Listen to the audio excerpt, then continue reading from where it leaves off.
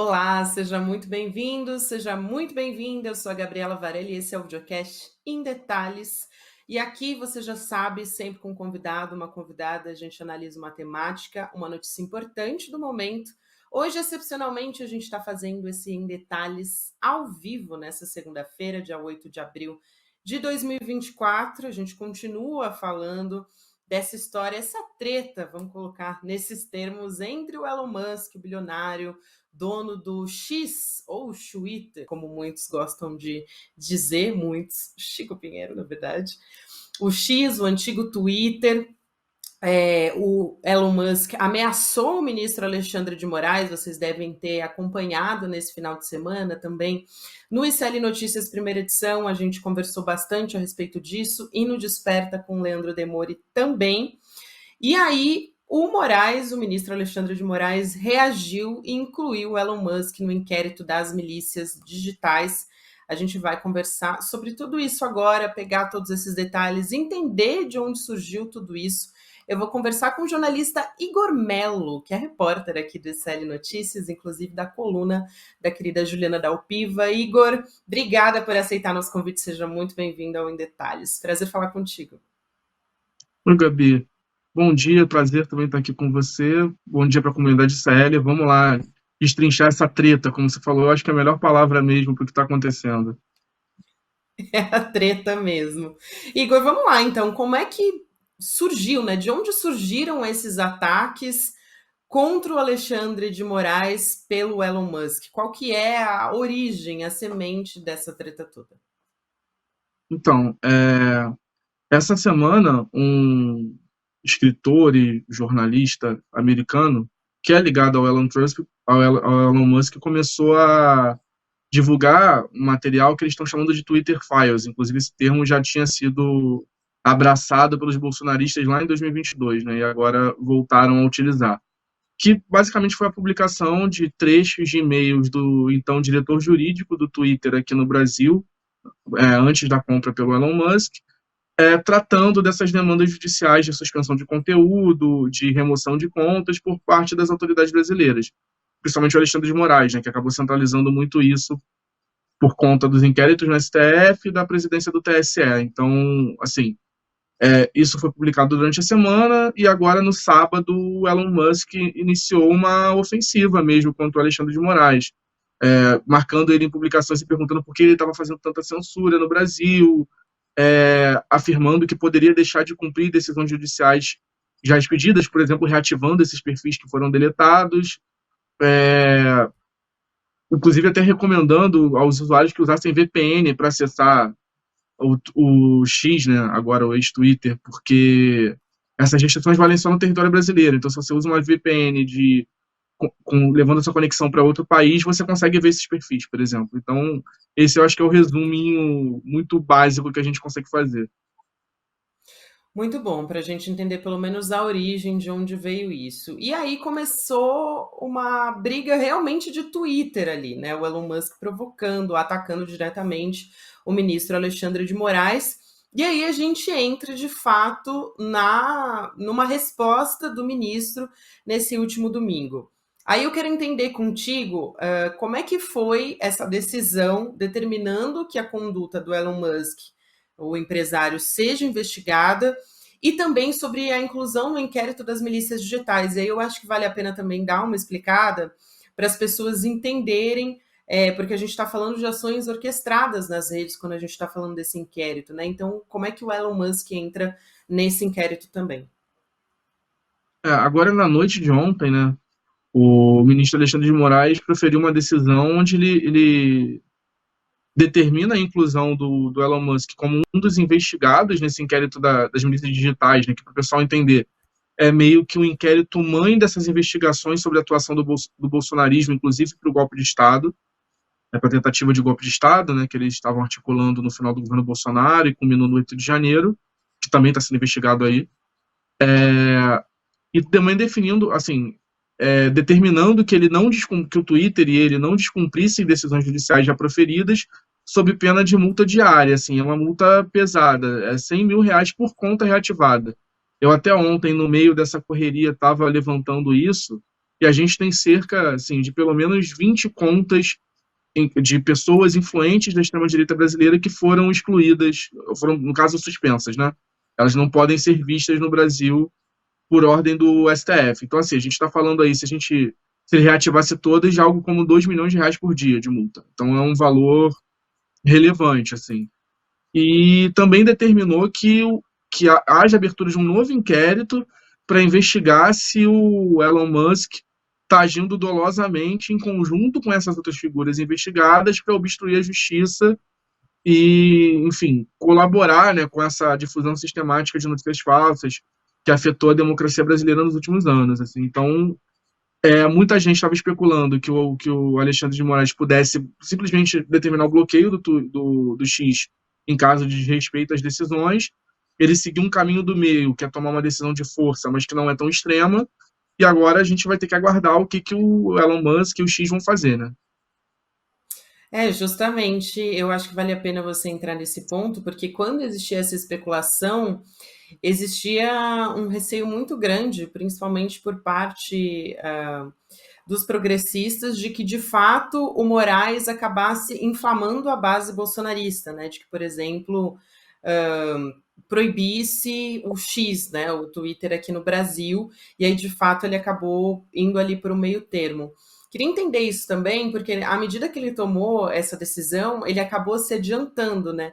Os perfis não tinham voltado ainda, mas ele já colocou, já determinou previamente essa multa diária, que, como você falou, é uma multa bem salgada, né, de R$ 100.000, por perfil, se a plataforma desobedecer a qualquer ordem da justiça brasileira. Então, na verdade, ele se adiantou e já tomou essa medida previamente, né? Eu acho que ele quis criar um constrangimento, né, assim, financeiro mesmo, para que isso não ocorresse, assim. O Elon Musk trucou de alguma forma, falou que, olha, não vou respeitar mais as decisões, e o movimento dele foi, então, se você vai desrespeitar, você sabe que você vai ser punido, porque nas decisões você tinha a ordem de suspensão, mas não tinha essa multa diária, né? Pelo menos assim, não em todas. Então, quando se cria essa condição geral, você acaba inibindo esse comportamento de certa forma. O Twitter sabe que vai ter um custo relevante, né? Assim, por mais que a gente o real aí valha cada $1 valha R$ 5, a gente está falando de alguma coisa como US$ 500.000 por dia, só nesses 20 perfis que eu falei. Então, assim, não é um valor desprezível para nenhuma empresa, por mais que seja uma empresa bilionária, gigante, a gente está falando, se ele deixasse isso um mês em descumprimento, por exemplo, seria um valor bastante relevante. Então, eu acho que foi criar esse constrangimento mesmo, de alguma forma. Eu acho importante até você colocar o quanto isso é relevante, porque obviamente aqui a nossa audiência acompanhando a nossa conversa diz: mas o Elon Musk é bilionário, então na verdade é uma multa pequena se você for levar em consideração o patrimônio do Elon Musk. Mas eu acho que vale a pena a gente entrar aqui nessa discussão. A gente estava conversando até nos bastidores antes de começar o Em Detalhes sobre o quanto o Elon Musk ele está muito preocupado com os negócios dele. Então, tudo isso é estratégia. Acho que vale aqui a gente entrar então no aspecto do quanto, já que a gente está falando dos negócios do Elon Musk, o quanto o Elon Musk passou a atuar de forma coordenada com a extrema-direita mundial, e isso, na verdade, não é por acaso, né? Ele tem um interesse ali. Então, eu queria que você explicasse aqui, acho que vale muito a pena. A gente vai entrar também nos aspectos das eleições americanas, né? Do quanto o Donald Trump é interessante, né? Seria interessante para o Elon Musk que ele vencesse as eleições. Então, quero te ouvir sobre isso, Igor, por favor. Eu acho só um pouquinho a gente precisa dar um panorama de quem é o Elon Musk, né, no mundo dos negócios, assim. O Elon Musk é um dos homens mais ricos do mundo, assim, já foi, inclusive, o homem mais rico em dado momento nesses levantamentos da Forbes. E a principal, ele tem várias empresas, né, comprou o X, né, em 2022, mas o grande negócio dele é a montadora Tesla de carros elétricos, né, que foi pioneira, enfim, liderou esse mercado de carros elétricos durante muito tempo. A Tesla enfrenta um momento complicado, assim, até estava levantando isso na Nasdaq, que é a bolsa de negócios digitais dos Estados Unidos, o valor das ações da Tesla caiu mais de 37% desde outubro. Isso porque ela vem enfrentando uma concorrência cada vez mais ferrenha de outras montadoras, especialmente chinesas, como a BYD, né, que anunciou um investimento de dezenas de bilhões de reais no Brasil recentemente, nesse setor de carros elétricos.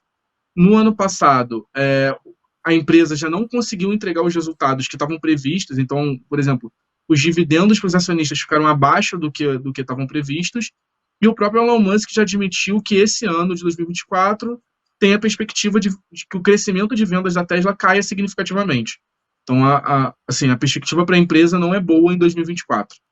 Soma-se a isso, ele comprou o Twitter na época, né, por 44 bilhões de dólares. Assim, a gente fala, porque o patrimônio dele é de centenas de bilhões de dólares. Ok, mas a gente precisa lembrar que, no caso desses bilionários em geral, eles não têm isso numa conta bancária, não é dinheiro na mão. Isso vai muito sobre ter ações de empresas, das próprias empresas, inclusive. Então, é algo muito volátil. Como as empresas dele estão perdendo muito valor de mercado, ele acaba perdendo. A gente viu isso com o Ike Batista aqui, né? Que deixou de ser um patrimônio de, sei lá, 8 bilhões de reais para muito menos do que isso em questão de meses. Ele teve que pegar um empréstimo de 13 bilhões de dólares na época para comprar o Twitter, com vários dos maiores bancos do mundo. E assim, 13 bilhões de dólares é muito dinheiro para qualquer um, inclusive para estados, né? Se a gente vê o FMI emprestando muito menos que isso para países grandes, como a Argentina, enfim. E essa dívida não foi paga ainda, porque os resultados do X, agora antigo Twitter, são bem piores do que eram na época que ele comprou. Inclusive, esses bancos estão classificando já essa dívida como uma dívida com chance significativa de calote. E aí, assim, esse empréstimo foi garantido em parte com ações da Tesla, que também estão caindo. Então, assim, você gera um efeito cascata aí. E, por fim, diante desse cenário todo ruim, além de tudo, tem um negócio dele também, que tem muita visibilidade, não representa tanto financeiramente, mas é uma aposta, que é a SpaceX, a companhia de negócios espaciais dele, que lança foguetes, satélites e tudo mais, que também está enfrentando um problema com o governo Biden, porque a atual administração da NASA tende a diminuir os contratos. Ele hoje em dia já é o segundo maior fornecedor da NASA, e existe um movimento de reduzir esses contratos com a SpaceX. Então é todo um contexto dos negócios dele passando por dificuldades. Não me parece coincidência que, diante desse contexto, ele faça essa aproximação maior com a extrema-direita, inclusive renegando algumas posições que ele próprio sempre teve, porque ele se coloca como um libertário, né? Alguém que defende uma desregulação absoluta por parte do Estado no campo dos negócios e tudo mais. E ele veio cobrar recentemente, por exemplo, que o governo americano proíba as importações da BYD e de outras montadoras chinesas de carros elétricos, que é uma medida protecionista, claramente. Nesse sentido, a eleição do Donald Trump agora esse ano seria estratégica para os interesses do Elon Musk, porque o Trump travou essa guerra comercial com a China, restringiu importações de produtos chineses, determinou que empresas, inclusive americanas, que tinham fábricas na China, trouxessem de volta esses empregos para os Estados Unidos sob pena de punições, enfim. Seria um movimento que, para ele, se acontecesse novamente, seria interessante para dificultar a entrada desses produtos chineses nesse mercado de carros elétricos. Então, assim, eu acho que essa movimentação dele em relação à extrema-direita, inclusive aqui no Brasil, está ligada muito a isso, sabe? Exatamente.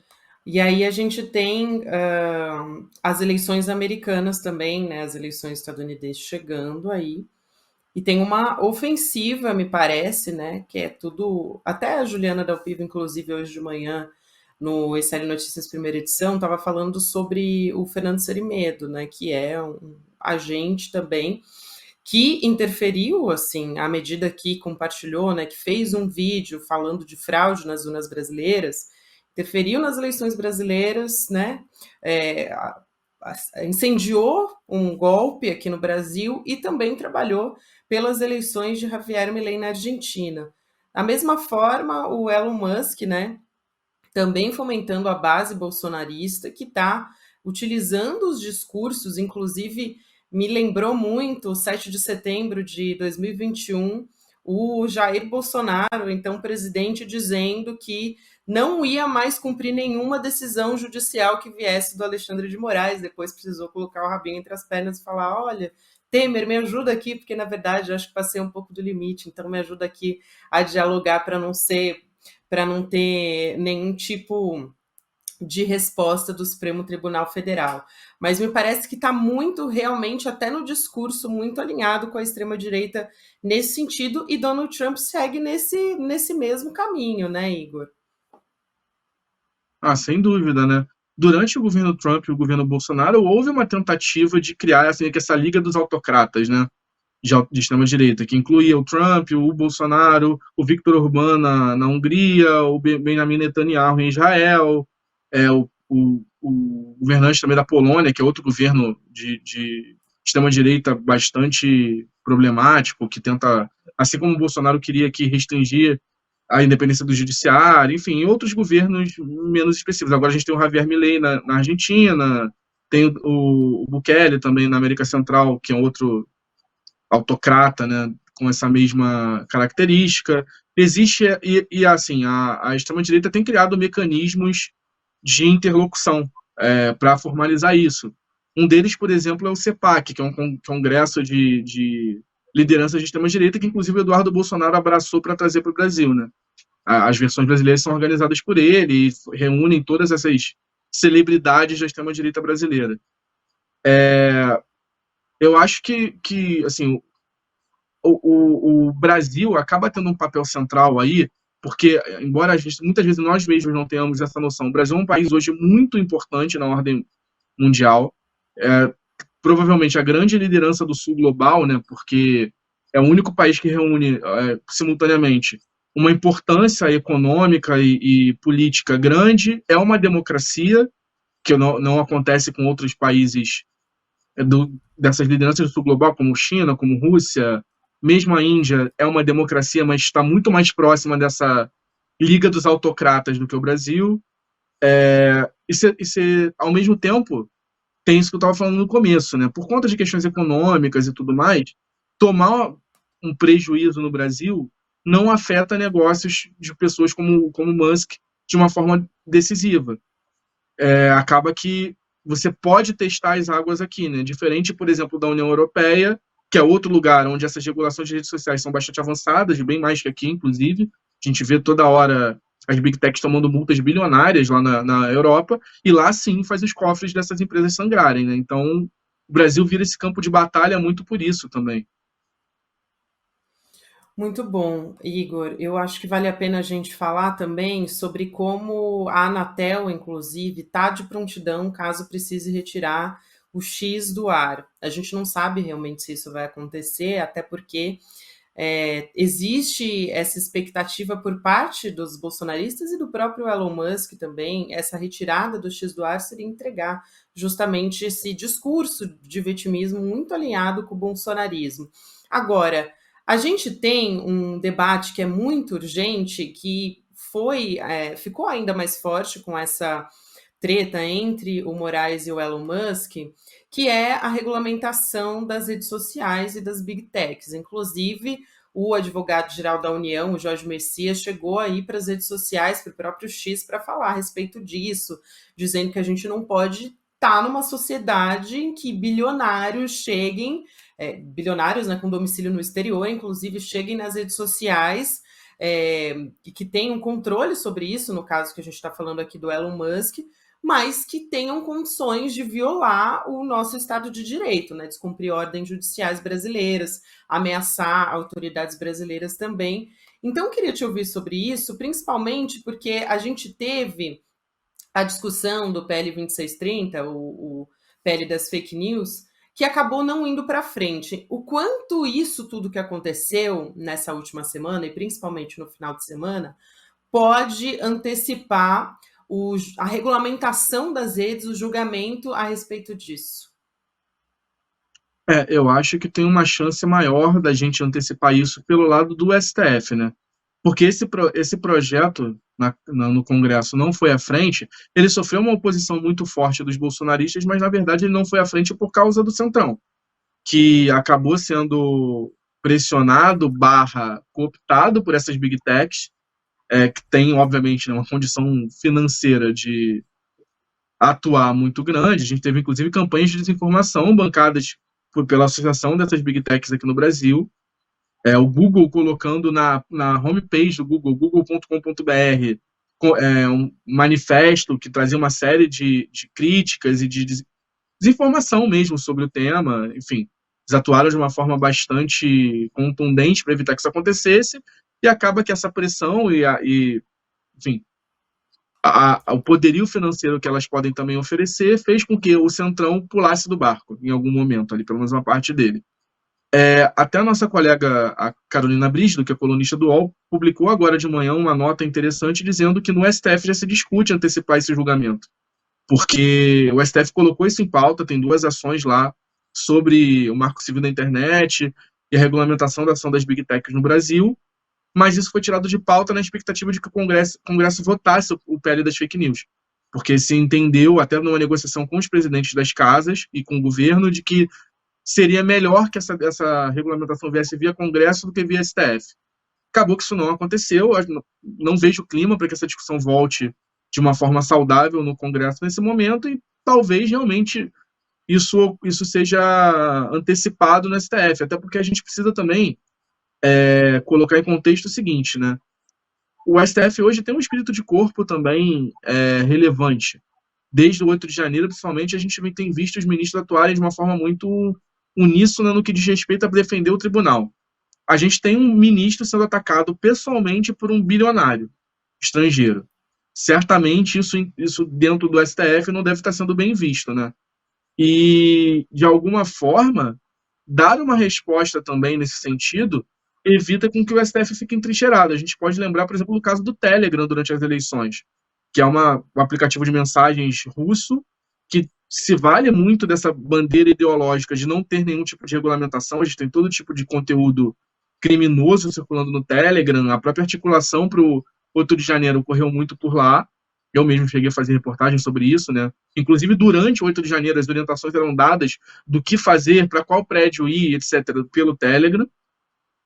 Mas quando o STF bateu o pé e falou, olha, o STF e o TSE, que acabam nesse sentido atuando da mesma forma, vamos tirar do ar, o Telegram recuou, nomeou representantes no Brasil e começou a dialogar com as autoridades, coisa que não vinha acontecendo. Então, talvez uma medida de força do conjunto do STF também ocorra por isso, sabe?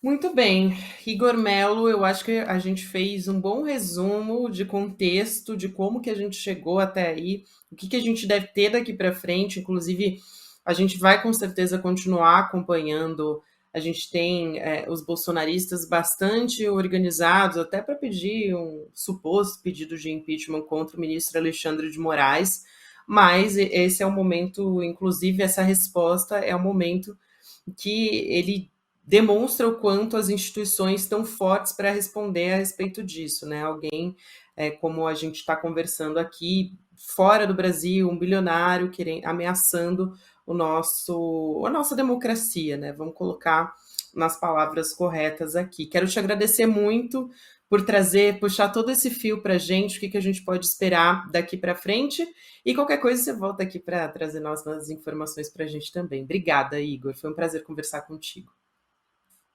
Obrigado, Gabi. Foi muito legal estar aqui com você. Assim, eu gostei muito. Assim, quando precisar, estamos às ordens.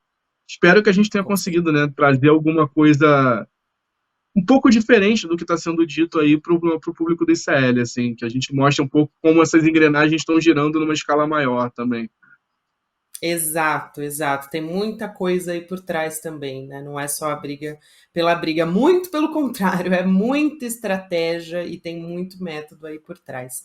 Obrigada, querido. Até uma próxima. Com certeza, portas escancaradas aqui para você voltar o quanto antes. Até mais. Até mais, gente. Tchau, tchau. Recado importante aqui também, a gente teve nesse domingo, dia 7 de abril, uma aula do Eduardo Moreira junto com o Elliot Aronson, que é um psicólogo social. A aula de ontem foi um sucesso, a gente teve mais de 120 mil pessoas que assistiram ao vivo essa aula, que foi a primeira vez que o Elliot deu aqui no Brasil, um dos maiores psicólogos sociais do mundo, dos Estados Unidos também. Aqui no Brasil foi a primeira vez que ele conversou. Então, com uma instituição, né, como o ICL, o Instituto Conhecimento Liberta, para trazer tudo que ele absorveu, todo o conteúdo nesses últimos quase 100 anos de vida do Elliot, porque ele tem 96 anos, tá, gente? Então, é realmente muita coisa e tem tudo a ver com o que a gente está conversando, por exemplo, sobre essa história do Elon Musk, sobre extrema-direita, sobre bolsonarismo, sobre dissonância cognitiva, tudo isso o Elliot Harrison trouxe na aula dele nesse domingo. Então a gente quer muito agradecer quem acompanhou, né, quem estava na aula, mas também os novos membros do ICL, da plataforma. E aí, gente, essa aula tá liberada, mas é por tempo limitado. Então, se você acessar emdetalhesicl.com.br, se você perdeu, você pode rever essa aula que foi histórica e você pode se inscrever para assistir esse replay. Então, você vai garantir as mesmas condições especiais que a gente ofereceu para quem entrou na plataforma do ICL ontem. Então, é uma oportunidade muito boa para você que não entrou ainda. Se você fizer a assinatura do Plano Solidário, que dou uma bolsa, né, para quem não pode pagar, então você leva também esse pacote de presentes. Então é muito bom que além de você assinar, além de assistir essa aula que você perdeu, você tem acesso a todos os conteúdos exclusivos do ICL e também pode pagar para alguém que não pode assistir, né? Então tem essa dupla satisfação, vamos dizer assim, de conhecimento. E aí, se você assinar o Plano Solidário, você tem acesso ao Animal Social, do Elliot Harrison, com o prefácio do Eduardo Moreira, que é o livro do Elliot, que é, inclusive, o livro preferido do Edu, ele já falou sobre isso algumas vezes. Também O que os Donos do Poder Não Querem que Você Saiba, que é o primeiro livro da trilogia sobre o capitalismo do Eduardo Moreira. Você vai ter acesso a isso também.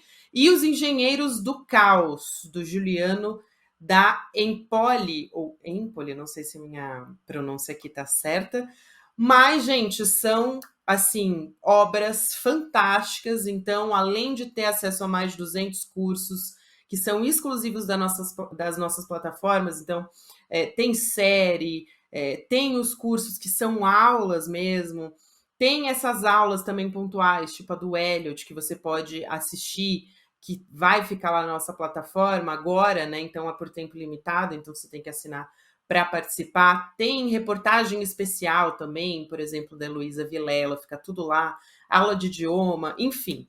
Então, inclusive, tem um curso, uma novidade quentíssima, não sei se o Gabriel Vento tem aí também na agulha para liberar para gente, mas tem uma novidade que estreia hoje na nossa plataforma, que é o curso A Saúde no Brasil e os seus desafios. Não sei se a gente já tem essa thumb, mas eu vou explicar aqui também, que é com a Jandira Fegali, que é deputada federal pelo PCdoB do Rio de Janeiro. Ela vai compartilhar a experiência dela de mais de 40 anos de gestão pública e ensinar sobre a história do SUS, né, do Sistema Único de Saúde, que é exemplo no mundo inteiro, políticas públicas para a promoção de saúde e muito mais. Ou seja, é coisa muito boa e muito referência que vem por aí.